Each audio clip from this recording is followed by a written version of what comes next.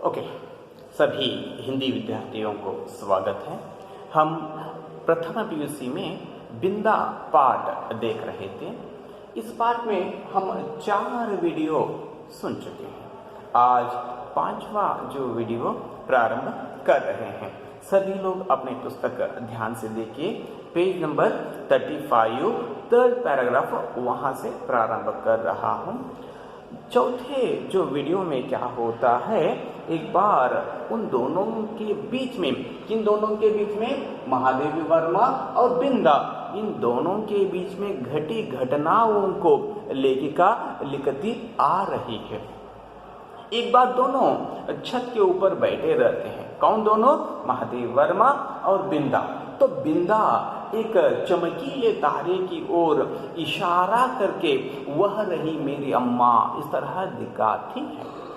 तब महादेव वर्मा समझती है एक अम्मा तारों में होती है और एक अम्मा घर में सज धज कर आई रहती है, इस तरह समझ लेती है।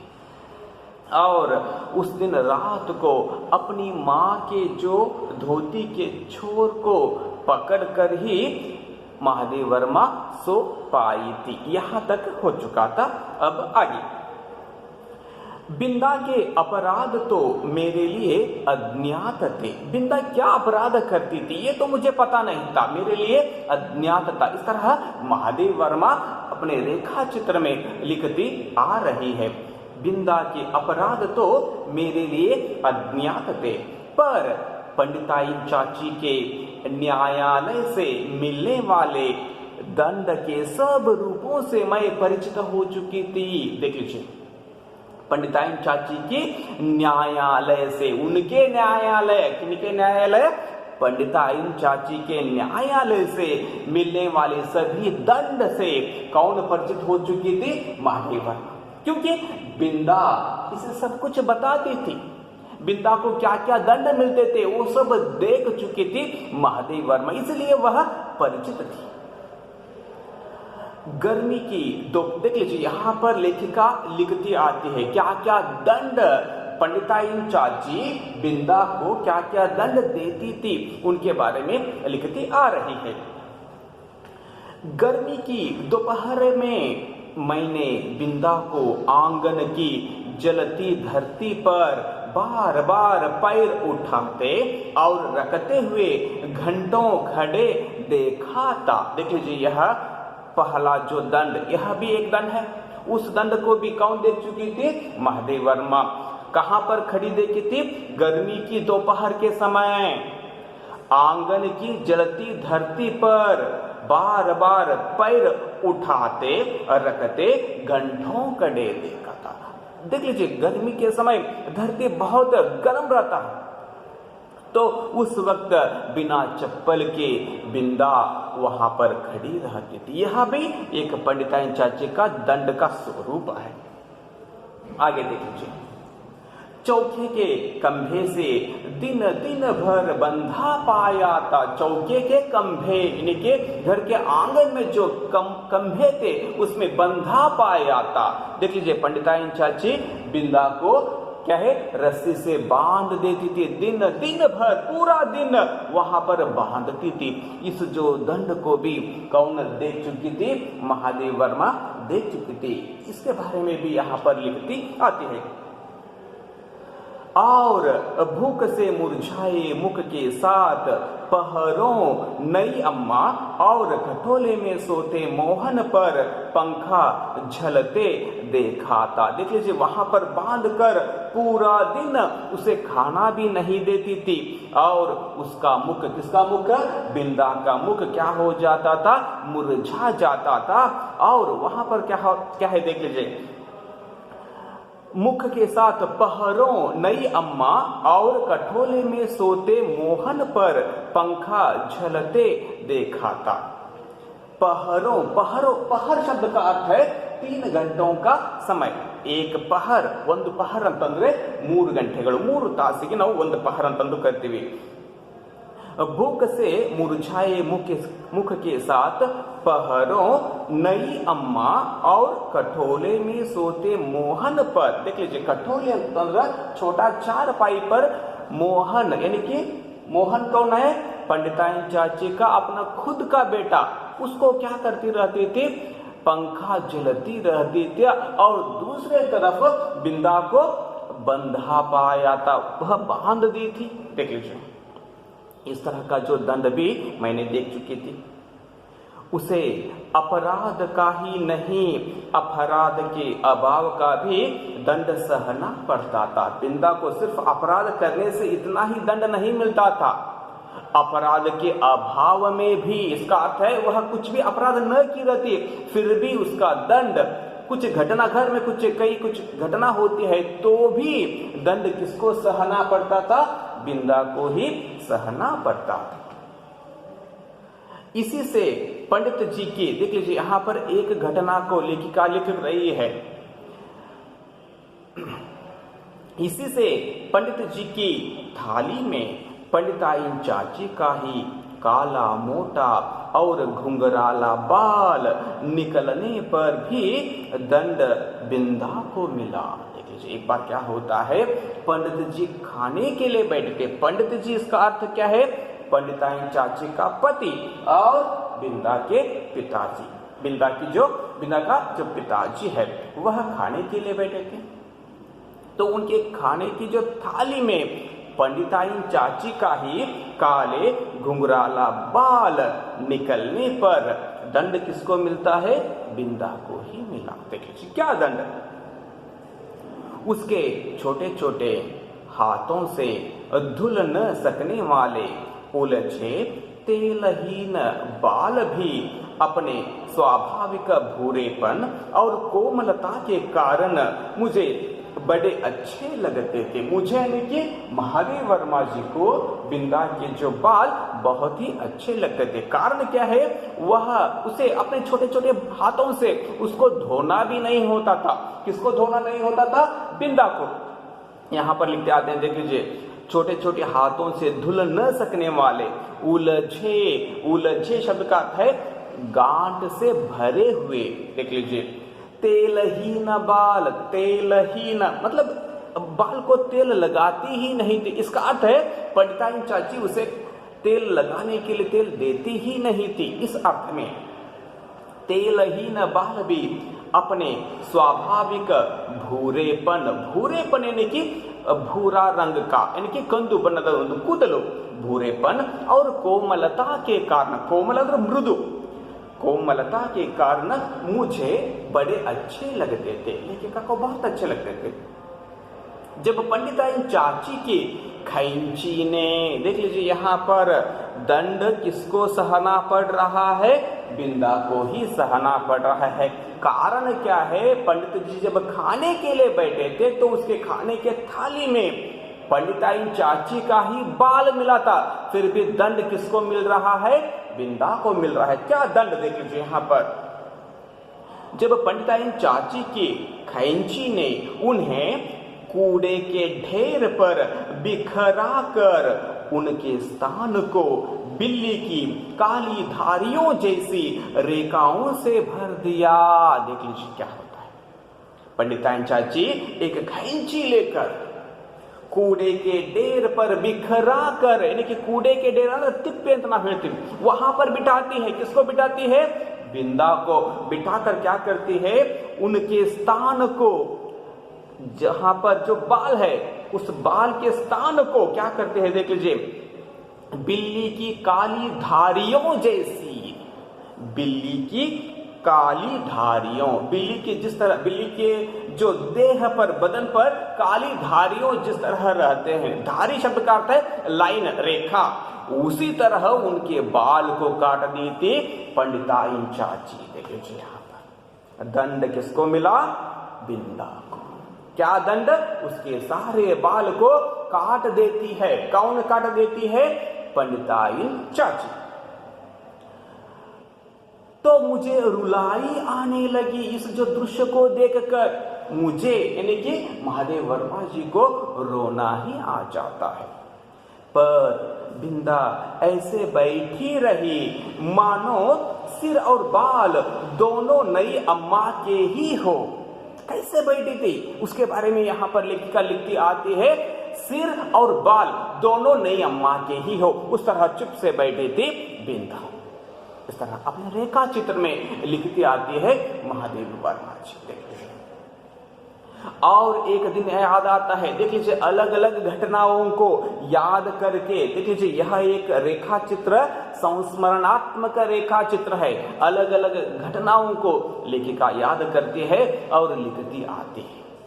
और एक घटना देख लीजिए, और एक दिन याद आता है, चूल्हे पर चढ़ाया दूध उफना जा रहा था। चूल्हे के ऊपर क्या है, दूध रखा गया था।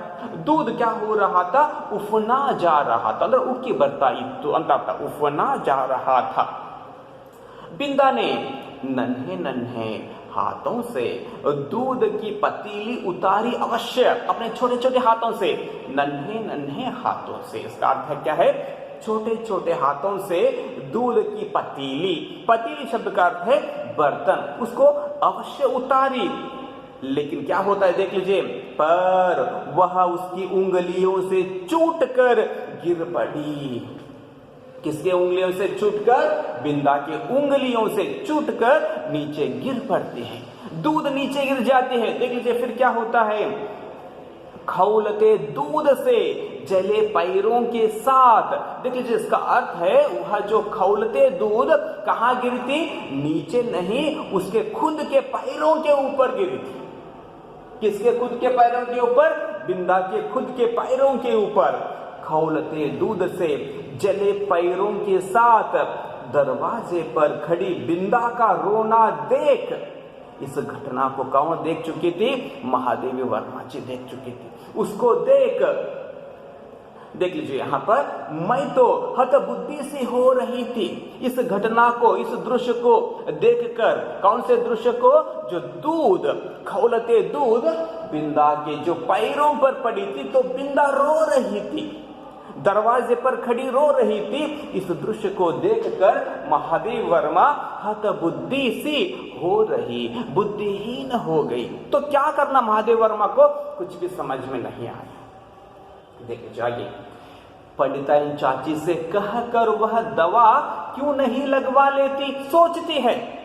पंडिताइन चाची से कहकर, इस बात को बताकर दवा क्यों नहीं लगवा लेती, यह समझना मेरे लिए कठिन था। यानी कि ये भी छोटी थी उस वक्त, तो क्यों नहीं लगवा रही है, तो सोचती है। उस पर जब बिंदा मेरा हाथ अपने जोर से धड़कते हुए हृदय से लगाकर कहीं छिपा देने की आवश्यकता बताने लगी, तो बिंदा क्या कहती है, अपने, देख लीजिए, उस पर जब बिंदा मेरा हाथ अपने जोर से धड़कते हृदय से लगा लेती है और अपने आप को कहीं छिपा देने की आवश्यकता बताने लगती है, मुझे कहीं छिपा दो, इस तरह बताने लगती है, तब तो मेरे लिए सब कुछ रहस्यमय हो उठा। मुझे क्या करना कुछ समझ में नहीं आया, ऐसे क्यों बोल रही है, ये बात भी मुझे समझ में नहीं आई। देख लीजिए, तब तो मेरे लिए सब कुछ रहस्यमय हो उठा। रहस्यमय हो उठा यानी कि महादेवी वर्मा जी को क्या करना, क्यों ऐसे बोल रही है, कुछ भी समझ में नहीं आया। आगे देख लीजिए, उसे मैं अपने घर में खींच लाई, अवश्य, किसको, बिंदा को अपने घर में खींच लाई, यानी कि उसके हाथ पकड़कर लेकर आई, पर न ऊपर के खंड में मां के पास ले जा सकी और न छिपाने का स्थान खोज सकी। ऊपर के खंड में मां के पास भी उसे लेकर नहीं गई, लेकर जाने के लिए मुझे डर लगा, इस अर्थ में यहाँ पर खंड में मां के पास ले जा सकी और न छिपाने का स्थान खोज सकी। इसे कहाँ छिपाना है, ढूंढने पर कुछ भी स्थान मुझे नहीं मिला। इतने में क्या होता है देख लीजिए, इतने में दीवारें लांग कर, दीवारों को लांग लांग कर, लांगना जिगिदु अनु अर्थवನ್ನ ಕೊಡ್ತೈತಿ, दीवार गोडे, गोडे न जिगिदु, ये नोड्रे, दीवारें लांग कर आने वाले पंडिताइन चाची के उग्र स्वर ने, देख लीजिए इतने में ही क्या होता है वहां पर, पंडिताइन चाची का उग्र स्वर यानी कि आवाज, वो भी किस तरह की आवाज, उग्र, जोर से, कठिनता से आने वाले स्वर क्या लांग कर आ रहे थे, दीवारों को लांग कर आ रहे थे। देख लीजिए यहाँ पर लेखिका किस तरह के शब्दों का प्रयोग कर रही है, कैसे बता रही है, बताने की जो शैली देख लीजिए कितना सुंदर है।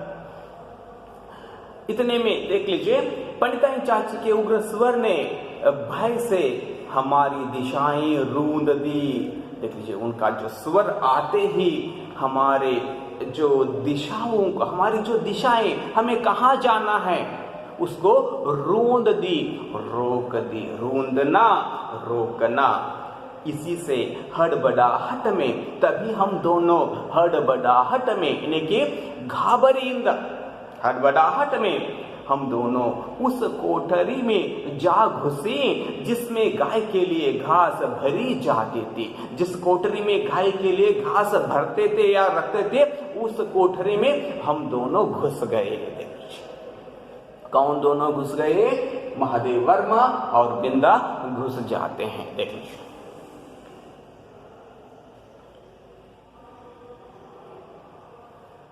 मुझे तो घास की पत्तियां भी छूब रही थी। जब अंदर गए तो मुझे यानी कि लेखिका को घास की जो पत्तियां छूब रही थी, छूबना चुचुदू। देख लीजिए कोठरी का अंधकार भी कष्ट दे रहा था। उस कोठरी में क्या है, अंधकार था, अंदर कुछ भी खिड़कियां कुछ भी नहीं थे, तो वह भी लेखिका को कष्ट दे रहा था, वह भी डर रही थी। देख लीजिए पर बिंदा अपने जले पैरों को घास में छिपाए। देख लीजिए बिंदा क्या करती है, अपने जले पैरों को घास में छिपाती है, लेकिन लेखिका को घास की पत्तियां चुभ रही है, लेकिन बिंदा अपने जो जले पैरों को घास की पत्तियों में छिपाए और दोनों ठंडे हाथों से, अपने ठंडे हाथों से मेरा हाथ दबाए ऐसे बैठी थी मानो घास का चुभता हुआ ढेर रेशमी बिछौना बन गया हो। घास का चुभता हुआ जो ढेर उसे कैसे बन गया हो, रेशमी बिछौना बन गया हो, उस तरह वह बैठी थी। लेखिका को वह घास की पत्तियां चुभ रही है, लेकिन बिंदा को वह घास की पत्तियां रेशमी बिछौना बन गया हो, उस तरह डर के मारे वह बैठी है। इस घटना को लेखिका यहाँ पर लिखती आती है। मैं तो शायद सो गई थी, फिर उसके बाद कुछ समय होते ही मैं सो गई, क्योंकि जब घास निकालने के लिए आया हुआ गोपी, बाद में कुछ समय होने के बाद एक गोपी की इसका अर्थ है इसके घर में गाय चराने वाला एक व्यक्ति, उसको हम गोपी कहते हैं, वह अंदर आता है और इस अभूतपूर्व दृश्य की घोषणा करने के लिए। कौन से अभूतपूर्व दृश्य, यह दोनों वहां पर बैठे हैं। कौन दोनों बैठे हैं, महादेव वर्मा और बिंदा। महादेव वर्मा तो अंदर कुछ समय बाद सो गई है, तो वह चिल्लाने लगता है। कौन चिल्लाने लगता है, गोपी। देख लीजिए अभूतपूर्व दृश्य की घोषणा करने के लिए कोलाहल मचाने लगा, चिल्लाने लगा। तब मैंने आंखें मलते हुए पूछा, तो मैं उठ गई, तो मेरे दोनों आंखों को मलते मलते पूछा, क्या सवेरा हो गया। देखिए बच्ची है, तो उठते ही उसे ऐसा लग रहा था कि सवेरा हो गया क्या। देखिए आप लोगों को भी जब दोपहर के समय या सुबह 10 के बाद जब सोए रहते हैं, तो एक 2-3 घंटा सोकर उठने के बाद तो सुबह हो गई क्या, इस तरह का जो अनुभव हुआ होगा। उसी तरह महादेव वर्मा भी उसको इस तरह अनुभव हुआ, तो वह पूछने लगती है, क्या सवेरा हो गया, इस तरह प्रश्न करती है। आगे देख लीजिए, माँ ने उस दिन क्या होता है, माँ ने बिंदा के पैरों पर तिल का तेल, मेरी माँ बिंदा के पैरों पर क्या करती है, तिल का तेल लगाती है और चूने का पानी लगाकर जब अपने विशेष संदेश वाहक के साथ मेरी माँ अपने खुद के विशेष संदेश वाहक संदेशवाहक इसका अर्थ क्या है? यानी कि कुछ विचारों को एक व्यक्ति से दूसरे व्यक्ति को बताने वाला व्यक्ति, देख लीजिए, उसको हम संदेशवाहक बोलते हैं। मेरी माँ की यानी कि महादेव वर्मा की जो माँ थी, उसकी जो विशेष संदेशवाहक के साथ उसे घर भिजवा दिया। किसे घर भिजवा दिया? बिंदा को उनके घर भिजवा दिया। तब उसकी क्या दशा हुई यह बताना कठिन है। बिंदा अपने घर जाने के बाद उसकी स्थिति कैसी होगी, क्या हुई होगी, ये तो बताना मेरे लिए बहुत ही कठिन है। लेकिन इसका अर्थ है कि पंडिताइन चाची के न्यायालय में उसे अवश्य ही दंड मिला होगा, इस अर्थ में लेखिका लिखती है। पर इतना तो मैं जानती हूं कि पंडिताइन चाची के न्याय विधान में न क्षमा का स्थान था, न अपील का अधिकार। देख लीजिए किस तरह, कितना सुंदर वाक्य यहाँ पर लिखते आते हैं। पर इतना तो मैं जानती हूँ। क्या जानती हूँ? मैं मतलब महादेव वर्मा जानती है कि पंडिताइन चाची के न्याय विधान में, न्याय देने के जो विधान में न क्षमा का स्थान था, क्षमा के लिए बिल्कुल अवकाश नहीं था, स्थान नहीं था, न अपील का अधिकार, अपील करना यानी कि माफी मांगने का भी अधिकार किसे नहीं था? बिंदा को नहीं था। इस तरह लेखिका लिखती आती है। यहाँ तक इस वीडियो को समाप्त करेंगे, फिर अगले वीडियो में इस पाठ को कंटिन्यू करेंगे। धन्यवाद।